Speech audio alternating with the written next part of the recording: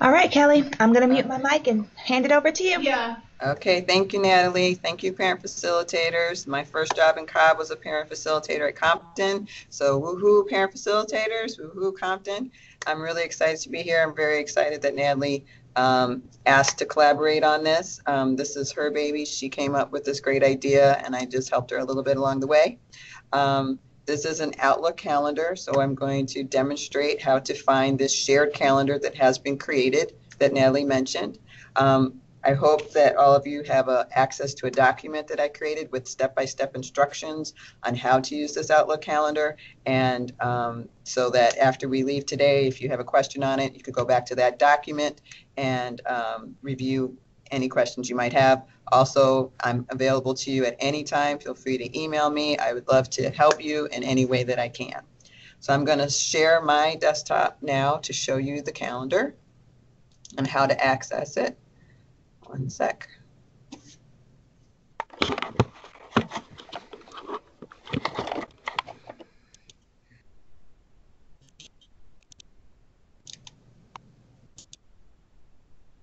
Okay.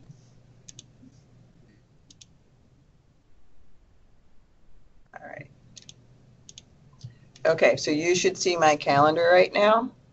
And we did that webinar this morning, and we're going to delete it to show you how to get back to it. Okay. So this is a shared calendar, and for you to be able to access it, for you to be able to have it appear in your calendar list on the left-hand side when you go to your Outlook calendar, you would go to the Home tab of your Outlook calendar, and then go to the right a little bit, and you see a button called Open Calendar. You're going to click on Open Calendar, and then you're going to choose the second choice from Room List. Click on From Room List, and you have a window that appears. So we're just going to click in the search box there and type in title for Title 1. And when you enter that search box, you're going to see that the Title 1 Family Engagement Calendar is immediately highlighted. So with it selected, you're going to click on the Rooms button in the lower left corner, Rooms.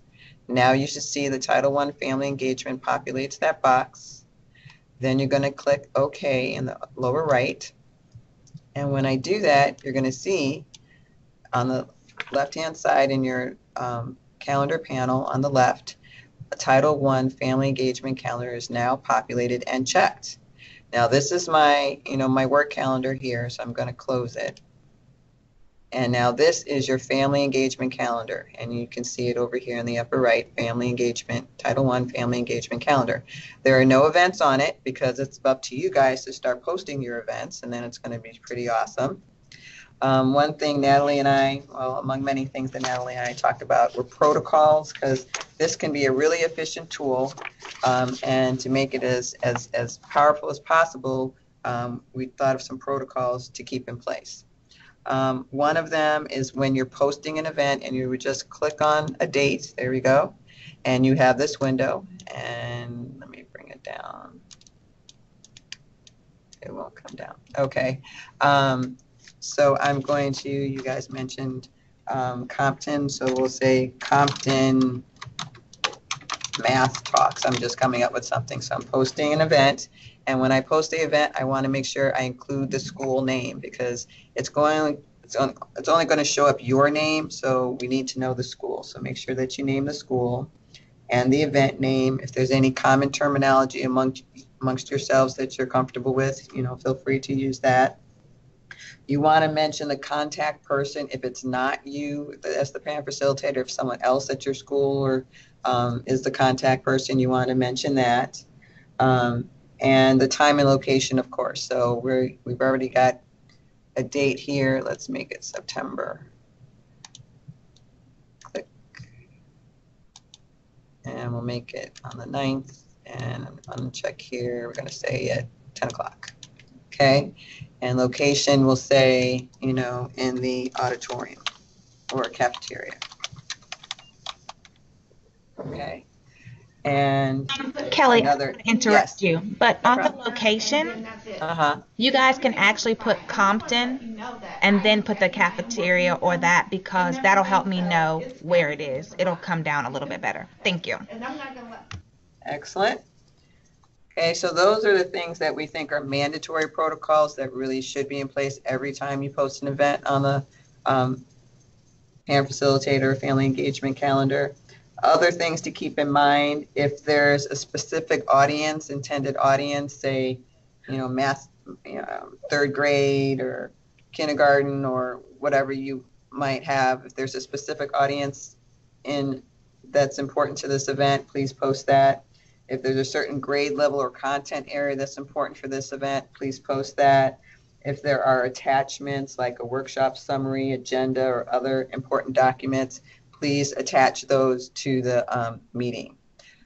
So those are things as far as how to post an event to the calendar. And I'm going to, so I have this here, I'm going to click Save and Close. And what was the date that I did? September 9th. Did I, oh, there it goes, here. So this is the one that I posted, and here it appears. So I could just click on it, and there we go. So that's awesome. Okay, so this is a great tool also we were thinking about as far as feeder patterns are concerned, that this could be a way to decrease the likelihood of conflicting events within the same feeder pattern, so parents would be able to, attend all events even if their kids are in different schools. So that's, any questions on that so far? We're really excited about that. I think that's a great tool that'll be available to you. We talked about that. One thing that I showed Natalie as far as coding, color coding events, if that were something that you'd be interested in, I'm going to show you my calendar right now. Here's my calendar, and you see I have a lot of colors, but the colors mean something to me.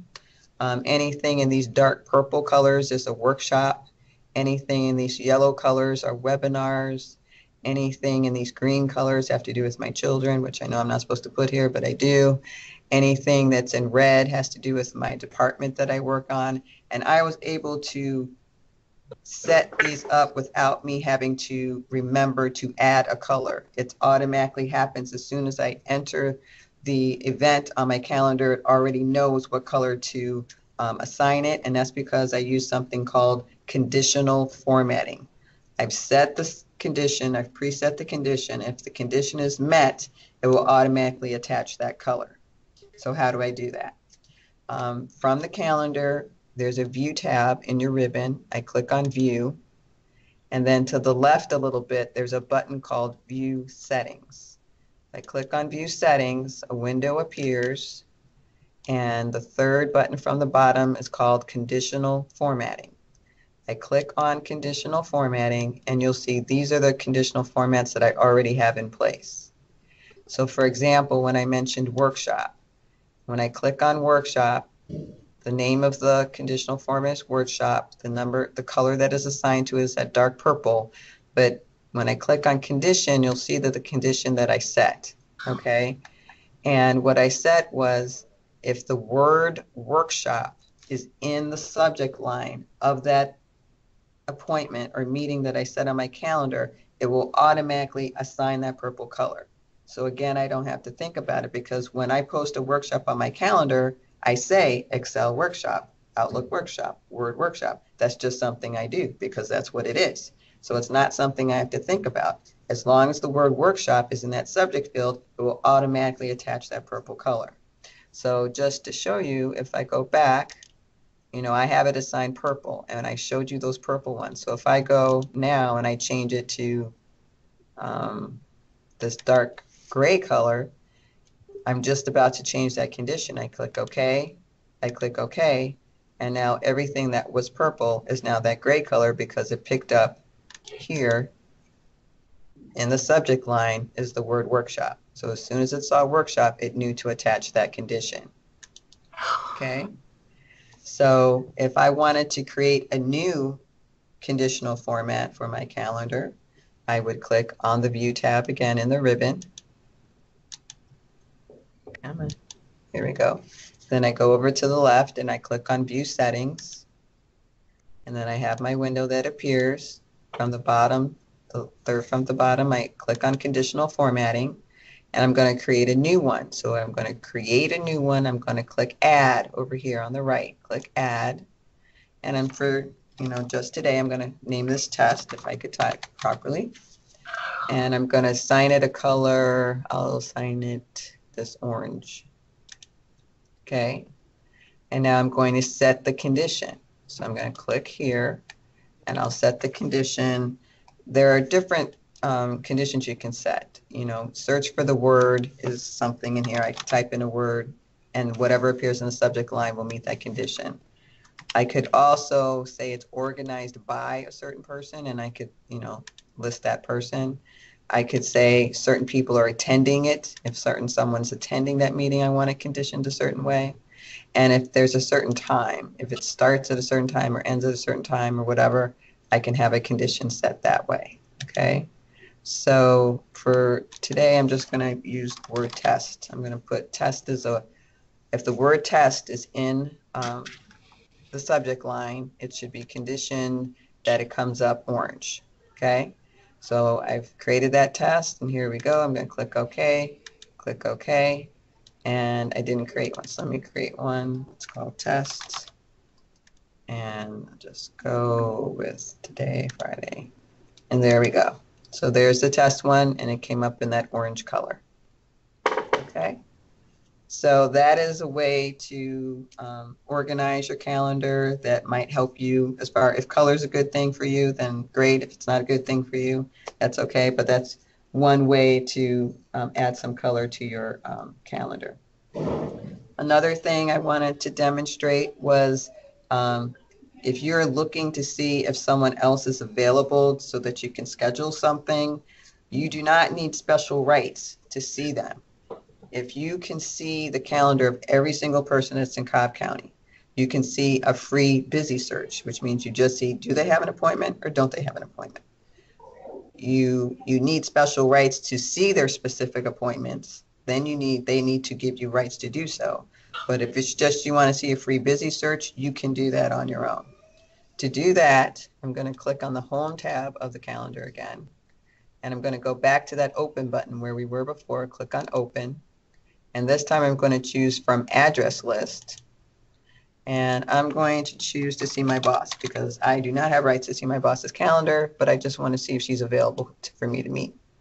So her name is Janelle McClure. I'm going to click on her name. I'm going to click on calendar so her name appears down here. And I'm going to click OK. So let me do it in this way. Yeah. So I just changed it to the work week one instead of the calendar view. So I can see she's a very busy person. And that's why I usually have to do a search because she's always busy. But I can see where she has appointments on her calendar. Everywhere it says busy means she has an appointment on her calendar. So I don't need to know specifically what the appointment is. I just want to know, is she free? And so that way I can do a free busy search. So I can do that for anybody in Cobb County. Okay. If anybody has any questions, let me know on that one. Another really cool tool that I use a lot is, I'm just going to close this one. I don't know about you, but a lot of times I send emails back and forth with someone and, the end of the email trail back and forth, it says, okay, well, let's just meet. And then we say, okay, where are we going to meet? When are we going to meet? And then we come to a decision where we're going to meet. And then I post that on my calendar. Well, I can do that rather than going from mail to calendar to do that. I can do right from that email. And Natalie and I went back and forth quite a bit in our conversation to talk about today's webinar, which I'm so happy to do. So here's a trail of our conversation. So, and at some point we did come back to say, okay, we're meeting, I'm available at this time. So we were going back and forth trying to find a time. So when we decided on a time, right from the email, in the email, there's a button up here that says meeting that people don't realize are there. In the ribbon of that email, there's a button up here that says meeting. If I click on that button that says meeting, an Outlook meeting appears for me where I can schedule it. So from there, I have the text of the email right down here. And here is usually where it say, okay, we're going to decide to meet here at this time, at this date, at this location. So right from there, I can click the start time, I can click the time, I can click the location, everything's right there for me. One thing to keep in mind though is see Natalie's name is here. So if I click send, it's going to go to Natalie. Usually I want this, which may be good. If you have a conversation and you put it on both of your calendars, that is great. But sometimes you just want it on your own calendar. So if I want it on my own calendar and not Natalie's, I would take out her name and type in my name. And then the appointment will only appear on my calendar. So you do want to make sure if there's anybody else in the to box and you don't want the event, the calendar, the meeting to go to them, to delete that and put your own name. So from here, I could click on, let's see, it says 9:13 and 11. Let's say we said 1:30. So, and let me put a location. I'll say, which is where I'm located. And I'm going to click send. And now if I go to my calendar on September 13th, here we go. Here's the appointment that I just set up. And now when I click on it, I can see the whole trail of the conversation. For me, a lot of times you'll have this conversation, but the meeting's not for a week or 2 weeks, and you forget what the conversation or what led to the meeting. So if this were a meeting that were in 2 weeks and I clicked here, I could click on it, see the trail of the conversation, and remember, okay, this is what we talked about, this is what we're meeting about. So that's just something that I use a lot that helps me a great deal. And just one other thing real quick, in case you're not aware, when you create a new appointment and you click on this all day event box here, the calendar for some reason changes what is shown on as your calendar, as your availability as free. If you click all day event and someone searches to see if you're available, they're going to think you are because it changes to free. You need to purposefully, if you choose all day event, make sure that you change that to either busy, out of office, whatever is the case, so that it doesn't look like you're free when you're actually maybe out of the building all day or something like that. So that's just a glitch in Outlook calendar. And I think I've covered everything. Does anybody have any questions? Again, you do have this document that you can refer to afterward when you go back to your school and try to set up your great family engagement calendar. When do we have access to the